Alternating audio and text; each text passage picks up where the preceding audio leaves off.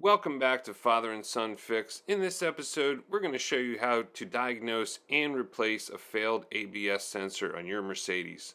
When it happens, the dash is going to be lit up like a Christmas tree. And these are the codes that you're going to see when you scan. Here we're using the Mercedes Star Diagnostic. You could pick up these codes with another diagnostic tool as well. That speed sensor informs a lot of different systems, from the engine to the transmission, and of course the traction control, or the ESP as Mercedes calls it. And you're definitely going to want to use a scan tool to know which sensor you need to replace rather than replacing both sensors.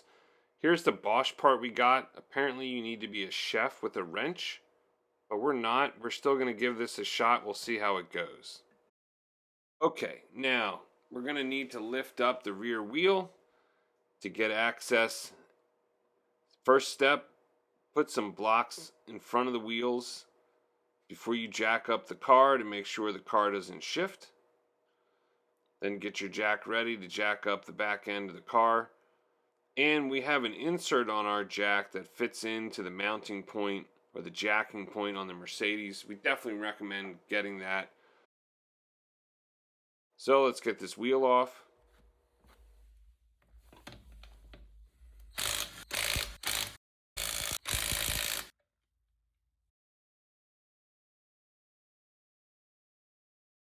Now we should probably be using jack stands, and we definitely recommend that, as you will spend some time in that wheel well. For safety's sake, we're going to move the wheel here underneath the car just as a secondary catch point in case something happens with the jack. Always good to work safely.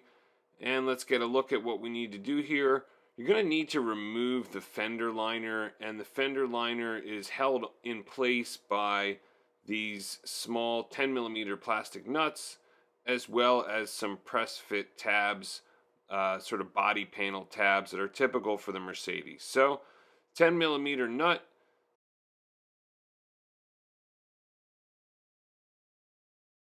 And this nut right here is pretty interesting because it actually attaches to the exhaust shield on the other side. Interesting the way that Mercedes put this area together on the wagon. That's what the nut looks like. Don't want to over torque it too much. Removing these plastic tabs, you need to get inside or around the inside post, and it helps to have a plastic tool like this or another pry tool. Ran into a woman at the local repair cafe who likes to use her garden tool, which actually the weed pulling tool is pretty similar to the body panel tool that they sell for taking these sorts of tabs out. Once the center pin's pulled all the way out, then you can just sort of loosen it and pull it out. The fender liner is very interesting here on the wagon as well. It's not plastic, it's a sort of felt, and it just collects a ton of junk up here in the upper part of the wheel well in the fender there, in the back fender. We highly recommend rust proofing this area if you live in the Northeast. That's something we've done in the past, and it certainly kept that wheel arch in good condition. So we also recommend wearing a mask because, as you can see, it's just this road grime, debris, dried up, salt, magnesium, sulfur, who knows what else is on the road. And so that gets all caught up there, especially because this is, as we mentioned, it's sort of like a felt, thick felt. It's not a plastic. Perhaps that was used for sound deadening purposes. Now, we missed one bolt here, and this actually is an 8 millimeter bolt that is there underneath. And it's not that, it's slightly to the left of that. We just saw that at the beginning when we ducked under there. So let's get that out of the way, and then we'll be able to remove the fender liner completely. 8 millimeter, as we mentioned, for that bolt. And this bolt is similar to the belly pan. It's the exact same as the bolts they use on the belly pan in the front of the car. Or the engine tray, whatever you want to call that piece. The two pieces at the front use a similar bolt here. And there it is. Now we can remove the fender liner. Still wearing a mask for the brake dust and other debris here. In this 211 chassis, they certainly made some improvements over the 210, and you don't get a lot of rust, but this is one area where it just collects a lot of moisture. And in the past, we've gone in and used POR in the areas that seem to show a little bit of rust, and one of those was here around the connector. Your connector is probably not going to have black around it like that. That's our POR paint. And there is the ABS sensor wire going underneath the control arm, back up and around, and it's kind of hard to show, but there it is on the other side of the hub. And you're going to need an E10 Torx, E10 E-Torx, or external Torx. That's the sort of star-shaped bolt. And Mercedes calls that a hexalobular bolt. So here, it's a bit tough to get in here to get a look at it, but here we are, and this is exactly what it looks like. The ABS sensor rides on the back of the hub there, and you're going to want to be very careful here. You don't want to strip this bolt. You don't want to get it stuck in the hub. While it is possible to jam a standard metric socket on these types of bolts, we really don't recommend it. Harbor Freight or another online retailer, or you can get a made in USA set that'll last you a lot longer of those E-Torx type sockets, and it's just going to make life a lot easier for you. It's, I guess, part of owning a European vehicle is using these E-Torx sockets. That's what the bolt looks like. Again, it's not very big, so don't put a lot of torque on that. If you're having issues getting it out, use a little bit of juice. And this is a great example of not everything goes to plan. This ABS sensor, from being in there for so long, was really stuck in there. Now, before you can get the ABS sensor out, you want to remove the first clip on the wire so that you can get a little bit more slack on the wire going back to the ABS sensor. Again, sorry for the footage. It's a little hard to film back in this area just on the other side of the hub, but we hope you can see what we mean there. You got to get that slack so that you can release the wire and be able to move the sensor around. Our sensor was totally stuck in there, and this is one of those things where it doesn't always go perfectly. What you're going to see in the next few minutes took us probably about 10 or 20 minutes of a little bit of juice here, just around where the plastic meets the hub there. And then a pair of our needle nose vice grips and just rocking it. See, we got a little bit of movement there, rocking it back and forth, moving a little bit further here, still rocking it back and forth, nice and easy, not trying. You could easily crack this piece of plastic here, similar to our crankshaft position sensor. A lot of people have had issues with those where they've gotten stuck. This is a similar situation, just all the heat cycles over time, still not coming out yet at that point. And we mangled the plastic a little bit, but really did not put a lot of pressure on it at any given time. Finally, after a little bit more juice and slowly rocking it back and forth, we got it out without breaking it off inside of the hub, which would be a whole nother headache to deal with. So that's what the sensor looks like once it's removed. There's the head of the sensor. And the head of this sensor looks a little bit different than the replacement part, which we'll look at in a moment. There we are, unfeeding the line around the control arm. Then there's going to be another clip. And then under here in this area, it's not quite visible, but there's actually another little clip area here where the ABS sensor wire feeds through. And then here, these wire loom clips are a little bit easier to deal with. If you got that plastic tool, definitely makes it really easy to open this up cleanly without bending the plastic tab, because you're going to want to reuse that, of course, to clamp those wires back in again. The other wire here is the brake pad wear sensor wire, so you want to be mindful of that you're not going to damage that in the process. And also look at the orientation of where your ABS sensor vis-a-vis the brake pad wear sensor, or any other wires you have back here. All right, now here we're up to the connector and the final sort of wire loom clip here, which is a nifty little clip, and it's held up well over time, does its job well. And then the connector goes into this sort of socket here. As we mentioned, yours is probably not going to have the rust proofing around it. That's something that we did. And it seems like we got a little bit on the metal clip that holds these wires in place, but that's all right because we're still able to get some movement out of it. And there we go. And really just need to pop off that top one to be able to get that sensor plug out of the socket.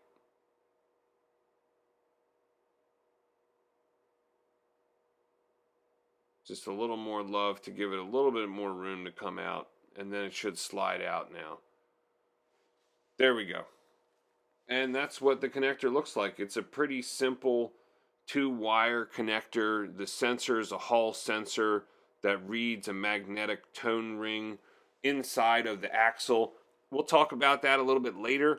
If your ABS sensor does not fix your problem, then you're going to need to replace that tone ring. So here we are with the new sensor. And the end, as we mentioned, is a little bit different. And here are the plug-ins, just comparing everything, making sure it matches up. Of course, we're going to add some dielectric grease. You know we're going to do that. A little bit around where the plug goes in, and then a little bit around that rubber, not on the pins themselves. That's just to help seal out any of the dirt or moisture that would want to get its way in there. Back into the same socket it came out of. And then you're going to press that clip on, and the clip you'll see at the top, that clip is going to go around or retain a little tab that's on the connector so that once that clip is engaged correctly, if we can engage it correctly, all right, the clip is engaged. Great. And you can see that you can't really pull it out once the clip is engaged. It's held in securely. Which is a great little design there, very simple design that works effectively. And now we're just going to go back in the other direction, feeding the wire back through the wire loom sort of connectors here, or holders. And these are pretty simple. They're just press and then they're going to clip back in place. And there are sort of little rubber holders for the wires there as well. So try and get those seated in there well so that the wires are laying nice and flat when you clamp down that plastic connector going back in the other direction. So you got one more here at the bottom, and then the next part you're going to fish it underneath over to the control arm area underneath that subframe mount there. And there's the brake line. And so there you're going to go around the brake line underneath the subframe mount, and there's a little clip back here, another little clip. It's really difficult. There's not really a good way to show this, but you need to make sure that it gets clipped on there as well. And it's not the easiest thing to do, and really just got to be patient. Don't pull the wire or anything like that. Once you've got it engaged, you can kind of adjust the slack to match with the ABS sensor wire as well. All right. So here we go, coming around now. Do this clip, but don't do the last clip because you're going to need the slack. Just like when you removed it, you're going to need that. And here we're adjusting to get a little bit more slack here as well. You're going to need that slack when it comes time to put the new sensor in, and then you're going to feed in that last clip.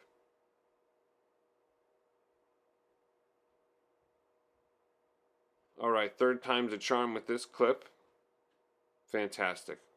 Again, don't put in the last clip yet. You're just going to leave that one out.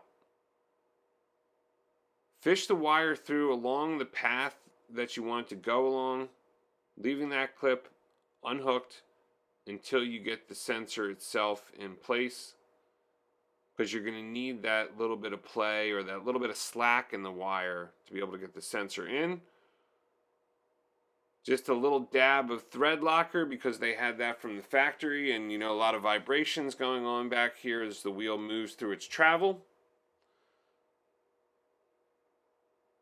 And here, just slowly, carefully, you don't want to strip these threads, thread it in by hand at first, and you can get it most of the way down. And then when you tighten it with the wrench, you really don't need to put a lot of pressure here. Our general rule of thumb when we have metal meeting plastic is flush till it bottoms out, then we do 1/4 turn. All right, before you put in the clip, you need to weave it through this little holder here that sits on the other side of the hub. Again, you're not going to have enough slack to do it unless you do that first. Then finally, you can put in this last clip here. And it just presses right in. It's very simple. And double check everything is following the path that it's supposed to. Not going to be caught in any suspension components or anything like that. And it's time to put on the fender liner. If you'll notice at this point it's daytime and we started at night. The night prior we did some more rust preventative work back in the wheel well here and on some other areas. And we wanted to let that POR 15 rust proofing just set up a little bit before we went back with the fender liner, because the fender liner makes contact with some of those areas. So going back in the same way you did before, and you're going to want to line up the bolt holes with the holes in the fender liner, quite obviously. And then you're going to feed it in through that top of the wheel arch, just like you did when you took it out. Coming down to the bottom here on the wagon, the fender liner actually goes from the inside and then clips on the outside. So that's something to be mindful of as well. That little split of fabric is not a tear. It goes around a specific point in the body. And so if you see that on your model, just kind of want to line it up. Everything makes sense. They did a good job with this. It's very logical. It all makes a lot of sense. All right, back on with the plastic nuts. Again, these are 10 millimeters, and don't torque these down very tight. If you torque them too tight, then they're going to strip them out, and then you're going to need to get a new set. So really same thing here, bottom them out, then a 1/4 turn, and you're good to go. And we're going to show you also how to insert the plastic tab when you're going back together, if you haven't done that before with a body panel. Really what you want to do is you just want to get the whole body of the tab in place, holding those two pieces in place, and then you're going to push that center pin in, and we'll get a look at that here in a moment. So we're just going to demonstrate for you here how that goes. There's one on the other side, there's two on this side. You want to get the body in there first, and then once you have the body in there, hold it nice and tight, nice and flush against the two pieces you're holding together, and then you're going to push that centerpiece in. We like to have a pair of gloves for this, just because pushing that centerpiece in, it takes a little bit of effort. Of course, you can use a tool for that as well. And this works just fine, though, because it's not like it's a lot of force that's required to do so. All right, let's not forget that bolt on the bottom, and we actually got a better shot for you this time than we did before. And now you can see here, this bolt, as we mentioned, is very similar to the bolt that goes on the belly pan up front. With these bolts, we like to ratchet them in or screw them in until that little washer doesn't move, and then that tells us that it's on there tight enough. All right, now we're going to go back on with the wheel. Of course, whenever you're putting your lug nuts on, make sure that you don't feel any tension. Always screw them in by hand first. We felt a little bit of tension there, and so we're readjusting the wheel, and sure enough, it went in a lot smoother. Never use the gun first for your lug nuts. You just don't want to strip them out, get one stuck. It's just not worth it. Here we're speeding up the footage. And we thought it was interesting looking at this in editing how the left hand looks like it's almost unscrewing, but we assure you we are screwing the lug nuts in at that point, or the lug bolts, as is the case with the Mercedes here. All right, we got one more to go. Car's still up in the air at this point. And then what we're going to do is we're just going to use our wrench to go in a star pattern before we lower the vehicle to make sure the wheel's nice and tight on the hub. Safely and slowly lowering the vehicle down, first making contact with the tire, then letting the body down slowly so it doesn't put undue pressure on the air springs or the strut. And then we're going to go back together here with the torque wrench, of course.